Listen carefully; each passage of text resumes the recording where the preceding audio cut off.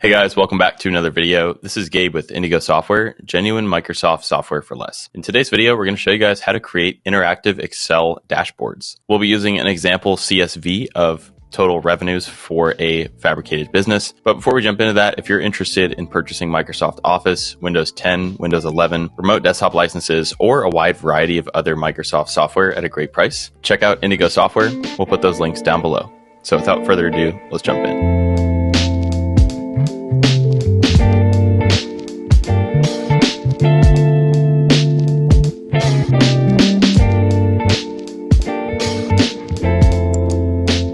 All right, guys, so here we are inside of my fabricated document here. I used ChatGPT to make this up. These are all aliases, including the addresses and names and the actual invoices themselves. None of these are real, but rather they're all generated. So first, let's go ahead and take note of what we have. We have our data here sorted by date, invoice number, client name, client address, total, the currency type, and then the status as well. Now, this is a great way to format the table, and making a pivot table from this is going to be a relatively straightforward process. I'll navigate to the Insert tab, and I'll hit Table. It's going to automatically select a range for us, and after verifying that this is all of the data that I want to create a table from, I'll hit OK. And now that we have our table created here and formatted nicely, notice it automatically created the headers for us as well. That's actually an option when you select the table. I'll go back to the Insert, and then I'll simply select the Table 1. That's the table that we just created here, and I want it to go to a new worksheet, so I'll hit OK. For my dashboard, I want to have two charts, which will require two pivot tables. So I'll duplicate the sheet 1, which our first pivot table is on,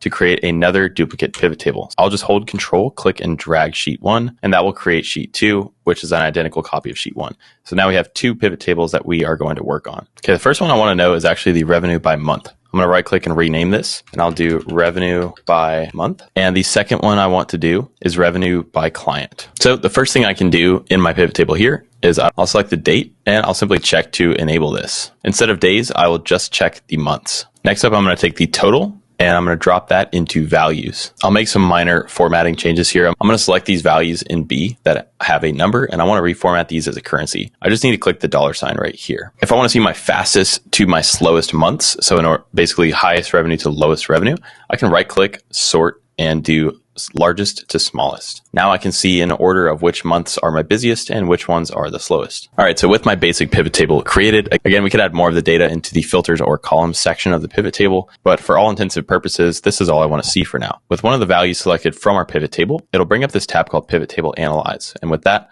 I'm going to create a pivot chart. Here, I'll go ahead with the line charts. So with the basic line selected, I'll press OK. I went ahead and reset the sort so that the months are in chronological order here. And now our line will show month to month where our revenue was, and it's a graph of how it's progressed throughout the year. This makes the data easily digestible in terms of what's happening. And if I want to add a title, under the Design tab, I can hit Add Chart Element and select a title. I'm going to go with Above Chart, and I'll change this to Revenue by Month. Now, I want to start piecing together the actual dashboard itself. So I'll click to make a new sheet in the workbook. We're going to retitle this dashboard, and I'll move it to the very front. I'm titling this page Gabriel Martin Films Analytics. I'll go back to our pivot chart here and select it. So Control C, and then on my sheet, I'll Control V to paste the chart. I'm going to clean this up a little bit by positioning this a little bit lower here, and I'll just zoom in so we can see a little bit better. And I'll go ahead and merge and center this text over top of these here. And then I'll also highlight the text box itself. Now this has a little bit better of a design to it, and we'll come back to that more later. As I'm dragging this around, if I hold down the Alt key, it will snap into different positions. And that makes it a little easier to reorganize your dashboard. Now I'm going to go ahead and create the second pivot table. Now I want to build my revenue by client. Okay, so from here, I'm going to take the client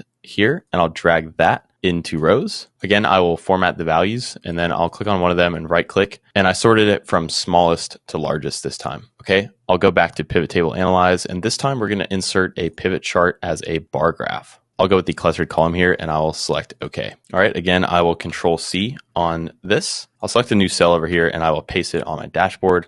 And then I'm just going to resize this to match the one above it. Okay, and zooming out a little bit here, again, I will rename this title here. I'm going to do Revenue by Client. Now, this is referencing all of the data on our example invoices sheet. And that is what made this an interactive dashboard. So I can go through and make adjustments to this data, and it will be reflected on these charts here as well as on the pivot tables. Now, if I select both of these, we do have some options in terms of alignment. Click the Shape Format tab here, and we'll click Align to the left. In addition to the alignment, I can set the format by clicking the Format tab, and if I wanted to specify an exact dimension, I could do. Next up, let's add some additional features that will help us sort and filter this data. Back up in the Analyze tab here, I'll click Insert Slicer. Here, I want to be able to filter by currency status, as well as the invoice number. So I'll click OK, and I'm going to go ahead and drag these and reposition them accordingly. Now I can select all or some of the invoice numbers, and that's going to allow me to sort the charts based on that. I could also turn on or off the currency, or if there were other currencies, I could select those, and I could change the status as well.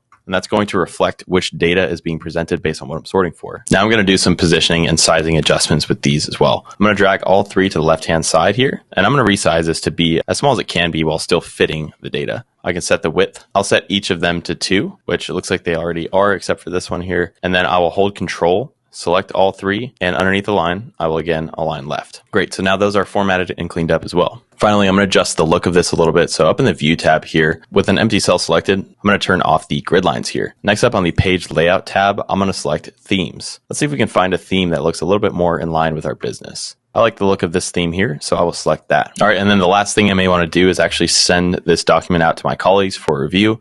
And so I could click Share up here in the top right, click Share again, and I'll opt to Save to Cloud. I'm going to change this to Excel Workbook here, and I will save this to my desktop, and then I will go ahead and collaborate on that with my colleagues. Note that if you're using Microsoft 365, you will have more sharing options here. All right, guys, that's going to do it for today's video. If you have any questions about creating a dynamic dashboard inside of Excel, drop those in the comment section below, and we'll get back to you as soon as we can. Again, if you're interested in purchasing genuine Microsoft software at a great price, check out Indigo Software. We'll put those links down below. We strongly encourage any specific video topic ideas you may have. And lastly, a like and subscribe would be greatly appreciated as it helps to support the channel. Thanks again for watching. See you guys next time.